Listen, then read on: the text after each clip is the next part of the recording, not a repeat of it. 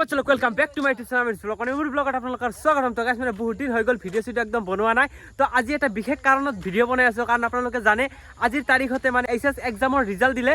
তো মানে মই বাৰু এক্সাম দিয়া নাই, কিন্তু মোৰ বন্ধু আপোনালোকে জানে চমচেৰে তাৰ ৰিজাল্ট দিছে, কিন্তু মোক মানুহে ফোন কৰি আছে, কাৰণ কি ৰিজাল্ট হ'ল মোক বাৰে বাৰে ফোন কৰিছে, যাৰ কাৰণে ভিডিঅ'টো বনাব লগা হৈ গ'ল।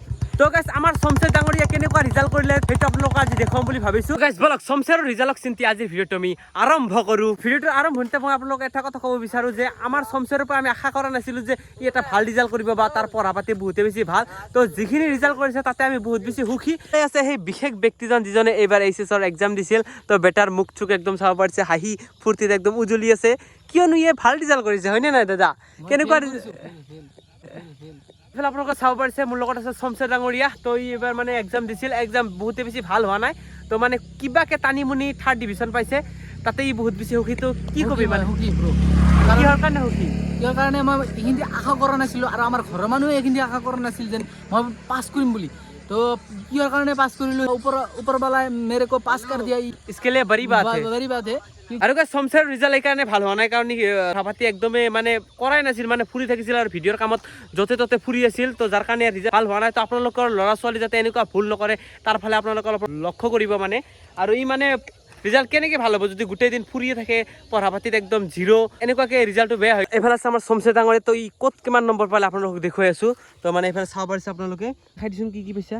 এফালে ইংলিছত মানে 25 পাইছোঁ আৰু 5 মাৰ্ক গ্ৰেছ পাইছোঁ, তাৰ কাৰণে ৰণোজ পেগু ছাৰক মই বহুত বহুত ধন্যবাদ দিওঁ।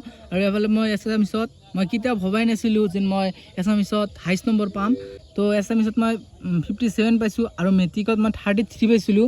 তো এফালে মই বায়'লজিৰ বটানীত পাইছোঁ 9, আৰু এফালে প্ৰেক্টিকেল, আৰু এফালে জুলজিত পাইছোঁ 19 আৰু 13 প্ৰেক্টিকেল 55 হয়। আৰু এফালে মই ফিজিক্সত পাইছিলোঁ 21, আৰু মই ফিজিক্সত বহুত বেছি লিখিছিলোঁ, কিন্তু নাজানো কি বা হ'ল, 21 পাইছোঁ, আৰু এফালে 28 পাইছোঁ 49 হ'ল।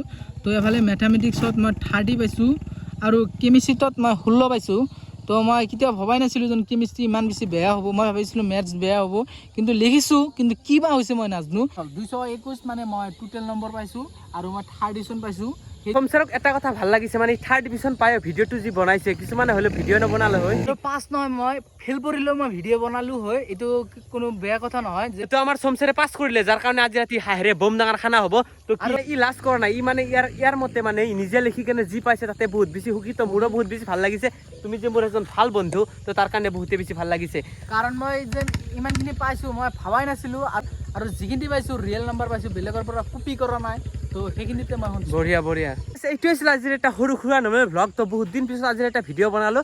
তো ভিডিঅ'টো কেনেকৈ পালে কমেণ্ট কৰি জনাব, আৰু আপোনালোকৰ ফালৰ কোনে কিমান নম্বৰ পালে বা কোনটো ডিভিজনত পাছ কৰিলে কমেণ্ট কৰি নিশ্চয় জনাব। তো লগ পাইছোঁ নেক্সট বম ডাঙৰ ব্লগৰ সৈতে। Tata bye bye.